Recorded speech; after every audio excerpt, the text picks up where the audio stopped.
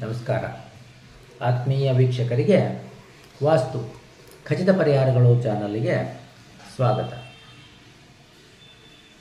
ಯಾವ ದಿಕ್ಕಿಗೆ ಯಾವ ರೀತಿ ಮನೆ ನಿರ್ಮಿಸಿಕೊಳ್ಳಬೇಕು ಎನ್ನುವ ಮಾಲಿಕೆಯಲ್ಲಿ ವಾಯವ್ಯ ದಿಕ್ಕಿಗೆ ಯಾವ ರೀತಿ ಮನೆಯನ್ನು ನಿರ್ಮಿಸಿಕೊಳ್ಳಬೇಕು ಎನ್ನುವುದರ ಬಗ್ಗೆ ಸ್ವಲ್ಪ ವಿವರವಾಗಿ ತಿಳಿಸ್ಕೊಡ್ತಾ ಹೋಗ್ತೇನೆ. ಈ ವಾಯವ್ಯದ ನಿವೇಶನ ಅನ್ನುವಂಥ ವಿಷಯದಲ್ಲಿ ಎರಡು ರೀತಿ ಇರ್ತದೆ. ಒಂದು ಪೂರ್ವ ಪಶ್ಚಿಮ ಉದ್ದವಾಗಿರುವಂತಹ ನಿವೇಶನ. ಅಂತಹ ನಿವೇಶನಕ್ಕೆ ಉತ್ತರಕ್ಕೆ ಮತ್ತು ಪಶ್ಚಿಮಕ್ಕೆ ರಸ್ತೆ ಇರುತ್ತದೆ. ಇನ್ನೊಂದು ಉತ್ತರ ದಕ್ಷಿಣ ಉದ್ದವಾಗಿರುವಂಥ ನಿವೇಶನ. ಆ ನಿವೇಶನಕ್ಕೂ ಸಹಿತ ಉತ್ತರ ಮತ್ತು ಪಶ್ಚಿಮಕ್ಕೆ ರಸ್ತೆ ಇರ್ತದೆ. ಇದರಲ್ಲಿ ಯಾವುದು ಒಳ್ಳೆಯದು ಯಾವುದು ಕೆಟ್ಟದ್ದು ಅಂತ ಸೂಕ್ಷ್ಮವಾಗಿ ಗಮನಿಸಿ.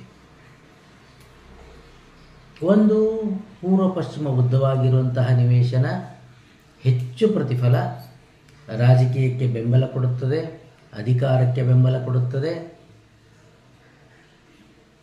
ಪ್ರಚಾರಕ್ಕೆ ಬೆಂಬಲ ಕೊಡುತ್ತದೆ.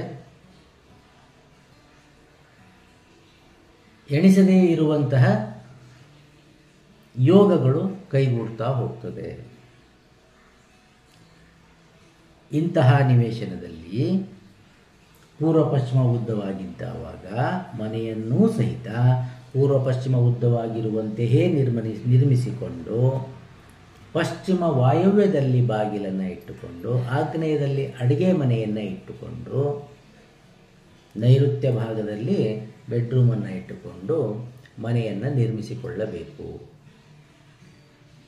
ಯಾವುದೇ ಕಾರಣಕ್ಕೂ ಇಂತಹ ಮನೆಗಳಲ್ಲಿ ಪಶ್ಚಿಮಕ್ಕೆ ರಸ್ತೆ ಇದ್ದು ಉತ್ತರ ಒಳ್ಳೆಯದು ಎನ್ನುವ ಕಾರಣಕ್ಕೆ ಉತ್ತರಕ್ಕೆ ಮುಂಬಾಗಿಲನ್ನು ಇಟ್ಟುಕೊಂಡು ಮಿಕ್ಕೆಲ್ಲ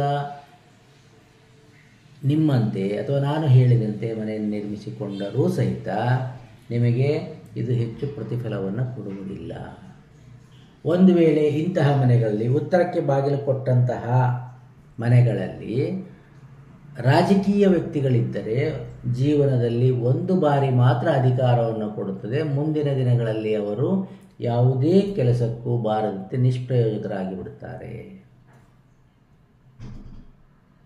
ಹಾಗಾಗಿ ಉತ್ತರ ಮತ್ತು ಪಶ್ಚಿಮಕ್ಕೆ ರಸ್ತೆ ಇದ್ದಾವಾಗ ಅಂತಹ ನಿವೇಶನದಲ್ಲಿ ಪಶ್ಚಿಮ ವಾಯವ್ಯಕ್ಕೆ ಮುಂಬಾಗಿಲನ್ನು ಕೊಟ್ಟುಕೊಂಡು ನಾನು ಹಿಂದೆ ಹೇಳಿದ ವಿಡಿಯೋದಲ್ಲಿ ಪಶ್ಚಿಮಕ್ಕೆ ಯಾವ ರೀತಿ ಮನೆಯನ್ನು ನಿರ್ಮಿಸಿಕೊಳ್ಳಬೇಕು ಎನ್ನುವ ಅಡಿಯಲ್ಲಿ ಇಲ್ಲಿ ಮನೆಯನ್ನು ನಿರ್ಮಿಸಿಕೊಳ್ಳಬೇಕು. ಇಂತಹ ನಿವೇಶನಗಳು ಒಂದು ವೇಳೆ ಉತ್ತರ ದಕ್ಷಿಣ ಉತ್ತರವಾಗಿದ್ದರೆ ಅಂತಹ ಜಾಗಗಳಲ್ಲಿ ಯಾವುದೇ ಕಾರಣಕ್ಕೂ ಸಹಿತ ಮನೆಯನ್ನು ನಿರ್ಮಿಸಿಕೊಳ್ಳುವ ವಿಚಾರವನ್ನು ಕೈಬಿಟ್ಟು ಬಿಡಿ. ಅಂತಹ ಜಾಗೆಯಲ್ಲಿ ಮನೆಯನ್ನು ನಿರ್ಮಿಸಿಕೊಳ್ಳಲು ಹೊರಟರೆ ಮನೆ ಪೂರ್ಣವಾಗುವಂತಹ ಅವಕಾಶಗಳನ್ನು ಕಡಿಮೆ ಮಾಡುತ್ತಾ ಹೋಗುತ್ತದೆ. ಮನೆ ಅರ್ಧಕ್ಕೆ ನಿಲ್ಲುವಂಥ ಅವಕಾಶಗಳು ಹೆಚ್ಚಾಗುತ್ತಾ ಹೋಗುತ್ತದೆ.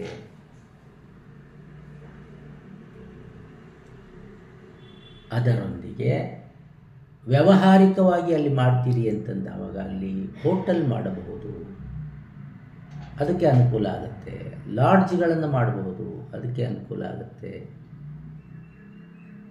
ಲೇಡೀಸ್ ಗಾರ್ಮೆಂಟ್ಸ್ಗಳನ್ನು ಮಾಡ್ಕೊಳ್ಬಹುದು, ಅದು ಅನುಕೂಲ ಆಗುತ್ತೆ. ಹೆಣ್ಮಕ್ಕಳ ಬಟ್ಟೆಗಳು, ಫ್ಯಾಷನ್ ಅಂಗಡಿಗಳು, ಬ್ಯೂಟಿ ಪಾರ್ಲರ್ಗಳು ಅಂತಹದ್ದನ್ನು ಅಲ್ಲಿ ಮಾಡಿದವಾಗ ಹೆಚ್ಚು ಅನುಕೂಲ ಆಗುತ್ತೆ. ಒಟ್ಟಿನಲ್ಲಿ ಹೇಳೋದಾದರೆ ಉತ್ತರ ಮತ್ತು ಪಶ್ಚಿಮಕ್ಕೆ ರಸ್ತೆ ಇದ್ದವಾಗ ಉತ್ತರ ದಕ್ಷಿಣ ಉದ್ದವಾಗಿರುವಂತಹ ನಿವೇಶನ ವಾಸಕ್ಕೆ ಯೋಗ್ಯ ಅಲ್ಲ ಅಂತ ಮಾತ್ರ ಹೇಳಬಹುದೇ ವಿನಃ ವ್ಯವಹಾರಕ್ಕೆ ಹೆಚ್ಚು ಅನುಕೂಲತೆಯನ್ನು ಮಾಡಿಕೊಡುತ್ತದೆ. ದೋಷಗಳನ್ನು ಮಾಡಿಕೊಂಡರೆ ಆ ವ್ಯವಹಾರಗಳೂ ಸಹಿತ ಹೆಚ್ಚು ದಿನ ಬಾಳಿಕೆ ಬರಲಾರದು. ಹಾಗಾಗಿ ವಾಸ್ತುತಜ್ಞರನ್ನು ಸಂಪರ್ಕಿಸಿ ಕಟ್ಟಡವನ್ನು ನಿರ್ಮಿಸಿಕೊಳ್ಳಬೇಕು. ಇನ್ನು ಇಂತಹ ನಿವೇಶನಗಳಲ್ಲಿ ಈ ವಾಯವ್ಯ ರಸ್ತೆಗೋಸ್ಕರ ಈ ರೀತಿ ರೌಂಡ್ ಬಂದಿದ್ದರೆ ಅಂತಹ ಸಂದರ್ಭಗಳಲ್ಲಿ ಈ ಆಸ್ತಿಯ ದಾಖಲೆಗಳೇ ಸರಿಯಾಗಿರುವುದಿಲ್ಲ, ಡಾಕ್ಯುಮೆಂಟ್ಸು ಸರಿಯಾಗಿರೋದಿಲ್ಲ, ಸಾಕಷ್ಟು ಕಿರಿಕಿರಿಗಳಿರುತ್ತೆ, ಕೋರ್ಟಿಗೆ ಹೋಗುವಂಥ ಅವಕಾಶಗಳು ಜಾಸ್ತಿ ಇರುತ್ತೆ, ಪೊಲೀಸ್ ಸ್ಟೇಷನ್ಗೆ ಹೋಗುವಂಥ ಅವಕಾಶಗಳು ಜಾಸ್ತಿ ಇರುತ್ತೆ, ಬೇರೆ ಬೇರೆ ರೀತಿಯ ಸಮಸ್ಯೆಗಳು ಅಲ್ಲಿ ಕಣ್ಣಿಗೆ ಕಾಣಿಸ್ತಾ ಇರುತ್ತೆ. ಇದೆಲ್ಲದಕ್ಕೂ ಪರಿಹಾರ ಸಿಗಬೇಕು ಅಂದರೆ ವಾಸ್ತುತಜ್ಞರನ್ನು ಸಂಪರ್ಕಿಸಿ ಆ ಜಾಗೆಯನ್ನು ಶುದ್ಧಗೊಳಿಸಿಕೊಂಡು ಕಟ್ಟಡವನ್ನು ನಿರ್ಮಿಸಿಕೊಳ್ಳಬೇಕು. ಆಗ ಮಾತ್ರ ತಮಗೆ ಪೂರ್ತಿ ಪ್ರಮಾಣದ ಫಲಿತಾಂಶಗಳನ್ನು ಅನುಭವಿಸುವುದಕ್ಕೆ ಅನುಕೂಲ ಮಾಡಿಕೊಡುತ್ತದೆ. ಇಲ್ಲಿ ವಾಯವ್ಯ ಭಾಗದಲ್ಲಿ ಪೂರ್ವ ಪಶ್ಚಿಮ ಉದ್ದ ಇದ್ದಂತಹ ನಿವೇಶನಗಳಲ್ಲಿ ಆಫೀಸ್ಗಳನ್ನು ಮಾಡಿಕೊಂಡರೆ ದೇಶ ವಿದೇಶಗಳಲ್ಲಿಯೂ ಸಹಿತ ಖ್ಯಾತಿ ಪಡೆಯುವಂತೆ ಈ ನಿವೇಶನ ಅನುಕೂಲತೆಯನ್ನು ಮಾಡಿಕೊಡುತ್ತದೆ. ಈ ವಾಯವ್ಯದ ನಿವೇಶನ ಸಂಪರ್ಕ ಸಾಧನಗಳು ಅಂತ ಹೇಳ್ತಾ ಹೋಗುತ್ತೆ. ಕಮ್ಯುನಿಕೇಷನ್ಗೆ ಸಂಬಂಧಪಟ್ಟಿರುವಂಥ ವ್ಯವಹಾರಗಳು ಇಲ್ಲಿ ತುಂಬ ಹೆಚ್ಚು ಪ್ರತಿಫಲವನ್ನು ಕೊಡುತ್ತೆ. ಯಾವುದಕ್ಕೂ ಸಹಿತ ತಾವು ಕಟ್ಟಡವನ್ನು ಕಟ್ಟಬೇಕು ಎಂದಾವಾಗ ಮುಂಚೆಯೇ ನಿವೇಶನವನ್ನು ತೋರಿಸಿಕೊಂಡು ಅದನ್ನು ಸರಿ ಮಾಡಿಕೊಂಡು ನಂತರ ಕಟ್ಟಡವನ್ನು ನಿರ್ಮಿಸಿಕೊಳ್ಳುವುದು ತುಂಬ ಸೂಕ್ತ. ಹೆಚ್ಚಿನ ಅನುಕೂಲತೆಗಳಿಗಾಗಿ ವಾಸ್ತು ಖಚಿತ ಪರಿಹಾರಗಳು ಚಾನಲ್ಗೆ ಸಬ್ಸ್ಕ್ರೈಬ್ ಆಗಿ, ಶೇರ್ ಮಾಡಿ, ಕಮೆಂಟ್ ಮಾಡಿ, ಫಾಲೋ ಮಾಡಿ. ಸಮಸ್ಯೆಗಳೇನಿದ್ದರೆ ನನ್ನನ್ನು ಸಂಪರ್ಕಿಸಿ. ನಮಸ್ಕಾರ.